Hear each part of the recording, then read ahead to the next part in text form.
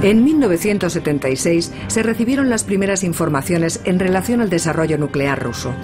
Un biólogo y disidente soviético, Yaures Medvedev, reveló que un depósito de residuos con un mantenimiento inadecuado había explotado en los Urales en 1957, un antecedente de Chernóbil, y nadie dijo nunca nada.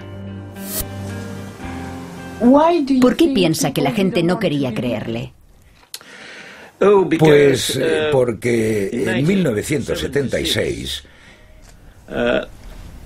todos los países occidentales afrontaban la posibilidad de desarrollar energía nuclear. Y de pronto, Medvedev hablaba de residuos, de los peligros nucleares, las contaminaciones, así que pensaron que se trataba de una trama de la KGB para parar sus programas, para asustar a la opinión pública occidental. En consecuencia, el responsable de los programas nucleares de Gran Bretaña declaró públicamente que lo que yo afirmaba era mentira, no era posible, y de hecho la CIA sabía que había ocurrido, pero lo mantuvo en secreto. ¿Por qué?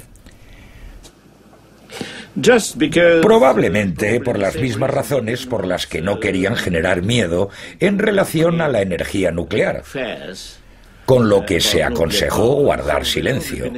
Pero el problema de los residuos nucleares sigue existiendo. Existe en Japón, en Gran Bretaña, en Estados Unidos, en Francia, en Rusia y en varios países más. Y además, desconocemos cómo se manejan los residuos.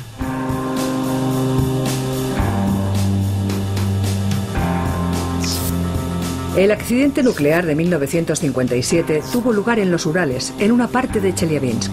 Fue ocultado por la CIA, los rusos y toda la industria nuclear porque revelaba no solo que los residuos eran contaminantes, sino que también eran explosivos y capaces de causar auténticas catástrofes. Desde 1946, las bombas atómicas rusas se produjeron en la instalación nuclear de Mayak, gemela de Hanford, la instalación americana. Aquí se prohíbe la entrada a los extranjeros. El depósito de residuos, que explotó en 1957, se encontraba cerca de esta ciudad y permanece inaccesible. Nos dirigimos a Tatarskaya Karavolka, uno de los pueblos más contaminados por la lluvia radiactiva.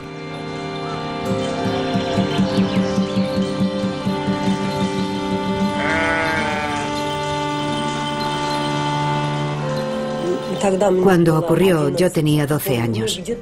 Yo nací un 22 de septiembre. El 29 de septiembre estábamos todos en el campo recogiendo patatas. Todo el colegio estaba allí. Nuestro colegio era muy grande, tenía más de 1500 alumnos. De pronto, sobre las 4 de la tarde, oímos una explosión. Y la gente mayor que había vivido la guerra pensó que había estallado un nuevo conflicto. La tierra se movió. Vimos como cerca del pueblo de Karavolka el cielo estaba totalmente negro, como si estuviera sucio, y aquella negrura cubrió todo el cielo. La potencia de la explosión de los residuos fue equivalente a 75 toneladas métricas de TNT. Los elementos radiactivos fueron lanzados a más de 1 kilómetro de altura y contaminaron unos 15.000 kilómetros cuadrados. Más de 200 personas murieron en el acto y 275.000 estuvieron expuestas a la radiación. Este accidente nuclear fue el peor de la historia hasta Chernóbil. Pero todo se mantuvo en secreto. 2 días después de la catástrofe, los trabajadores de los koljoses recogieron una vez más a sus hijos en la escuela y se fueron al campo a trabajar.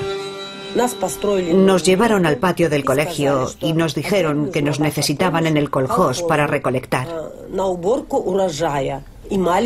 Incluso pidieron a los niños de primer grado que se unieran a nosotros. Cuando llegamos, vimos que los tractores habían excavado zanjas. Los campesinos encargados de los estudiantes nos dijeron: ¿veis esas montañas de patatas? Echadlas todas a las zanjas. Y eso fue todo. Nuestros profesores nos preguntaron por qué habíamos tenido que enterrar la cosecha. Les habían dicho que no se podía comer porque estaba contaminada. Pero no dijeron quién la había contaminado.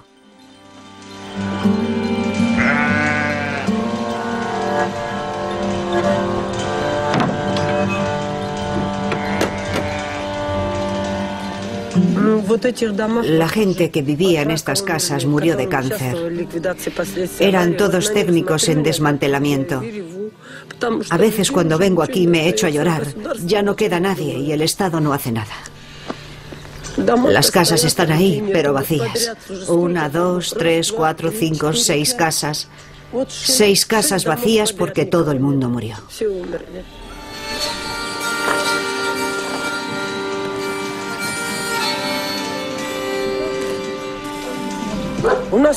Murieron principalmente de cáncer, enfermedades cardíacas, diabetes.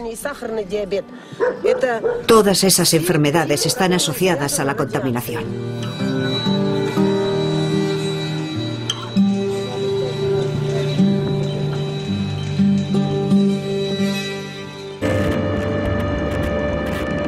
La instalación de Mayak y sus actividades siguen manteniéndose en secreto.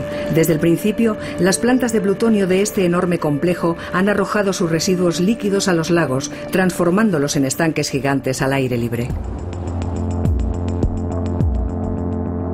No obstante, descubrimos que los lagos de residuos están contaminando el principal curso de agua de la región, el río Techa.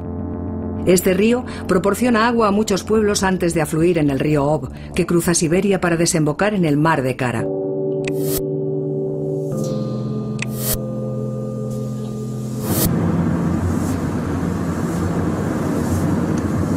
Musliomovo es el primer pueblo situado a orillas del río.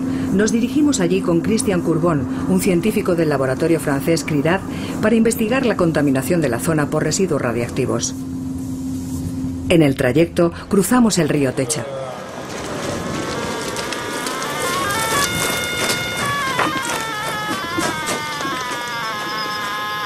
Aquí el nivel ya es alto. Justo aquí. Al pie de los escalones estamos a 1400 choques por segundo, que es bastante alto.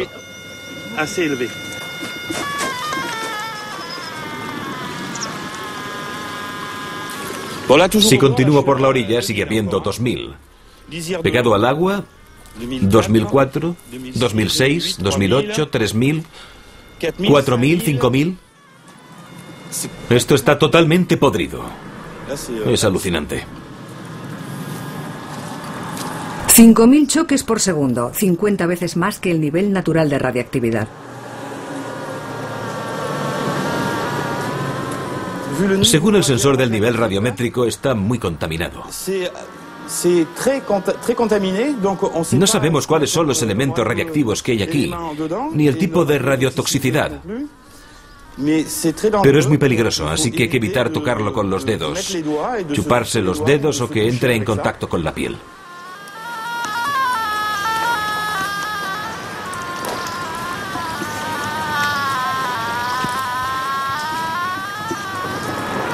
Encima del agua, 9000. Aquí sube a 16.000. 16.000 choques. Es una salvajada. Y en términos de nivel de radiactividad, ¿con qué lugares podría compararse? ¿Quieres decir en qué entornos podemos encontrar un nivel semejante? En Chernóbil.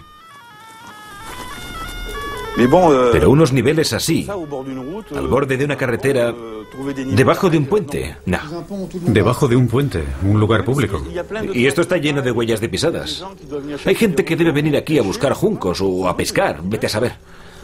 Seguro que hay gente que viene a pescar ahí, en la corriente.